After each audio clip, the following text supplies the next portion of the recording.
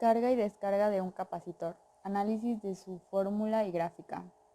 Comenzaremos por lo que es un simple circuito RC que está formado por una fuente de voltaje, un condensador o capacitor, una resistencia y un interruptor, todos estos en serie.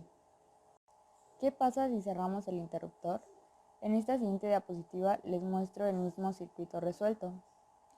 Cerramos el interruptor, tenemos las polaridades de la batería, aparece la corriente eléctrica, colocamos los signos respectivos en donde entra la corriente es positivo y en donde sale es negativo.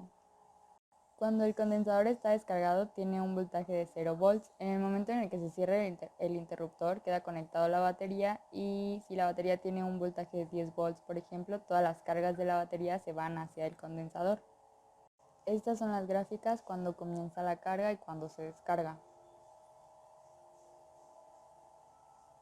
El capacitor va a funcionar como una fuente de energía, es decir que cuando esté conectado a la batería va a almacenar todas las cargas que la fuente libere, aumentando su potencial, ya que la carga y el potencial son directamente proporcionales.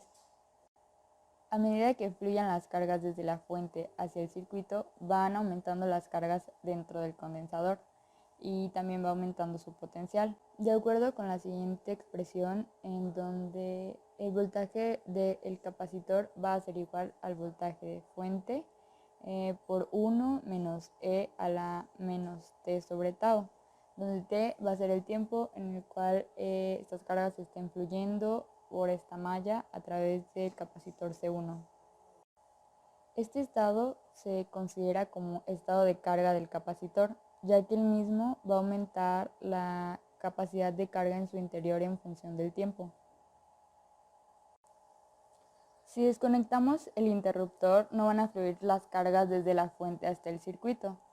Cuando el condensador deje de recibir esas cargas, comenzará a actuar como fuente de voltaje y liberará todas las cargas que almacenó en su interior a través del circuito. Al liberar las cargas, disminuirá la cantidad de cargas que contenga en su interior y por lo tanto su potencial irá disminuyendo en función del tiempo. Este estado se considera de descarga y el voltaje en función del tiempo va a estar dado por un voltaje inicial, que es el voltaje que tenía el capacitor al momento de ser desconectado. Este comportamiento es similar a cuando desconectamos el celular mientras está cargando, ya que no siempre lo desconectamos cuando tiene 100% de carga, sino que ponemos desconectarlo a una cantidad de carga X y por lo tanto la batería se irá descargando desde ese punto X hasta llegar a 0. Lo mismo ocurre en el capacitor y esta expresión en E a la menos T sobre tau es la misma que utilizamos en la expresión de carga. Ahora veamos qué tienen en común ambas. ¿Qué quiere decir este tau? Es una constante de circuito que representa un valor del tiempo para el cual el capacitor llega al 70.7% de su carga. Su expresión es igual al producto de la resistencia total por la capacitancia total del circuito que se esté evaluando. Esta expresión es adimensional, pero debe tenerse en cuenta que la resistencia debe estar en ohms y la capacitancia en faradios. Ahora evaluemos el comportamiento de estas expresiones en función del tiempo para ver cómo se comportan a medida que el tiempo crece. Podemos ver que E a la menos T sobre tau es una expresión que será más pequeña a medida que aumenta el tiempo, ya que esto es igual a 1 sobre E a la menos T sobre tau, y el tiempo en segundos irá aumentando el denominador de esta expresión. Es decir, que a medida que pase el tiempo, esto será más cercano a 0.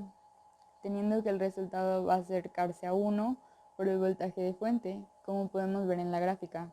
Sin embargo, nunca se va a tocar el valor de la fuente, ya que esta expresión nunca será 0 absolutamente. En la descarga, esta expresión va a tender a 0 cuando t tiende a infinito, es decir que inicialmente se partirá desde el voltaje inicial y este mismo irá perdiendo tensión a medida que pase el tiempo hasta llegar a 0. De igual manera, esta expresión nunca será 0 absolutamente, por lo tanto, se podrá asimilar que la tensión del capacitor descargado es totalmente nula.